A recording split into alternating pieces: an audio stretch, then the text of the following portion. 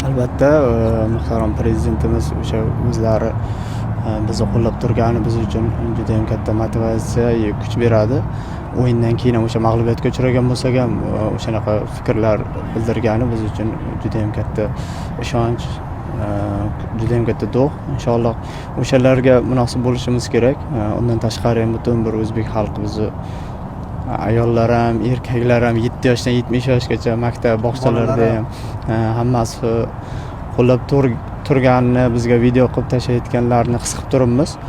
Endi bu jahon chempionati oson bo'lmaydi, lekin inshaalloh oz bo'lsa ham o'sha muxlislarni xursand qilishga harakat qilamiz. Bu jahon chempionati shunaqa ekanki, o'sha eng muhim jihati o'sha odamlarni birlashtirar ekan.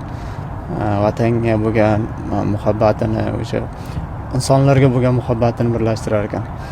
Biz ham faxrlanamanki, o'sha mana shu terma jamoada bo'lganimdan, mana shu terma jamoa, mana shu bayroqning ostida o'ynayotganimdan, mana shu O'zbekistonda tug'ilganimizdan faxrlanamiz.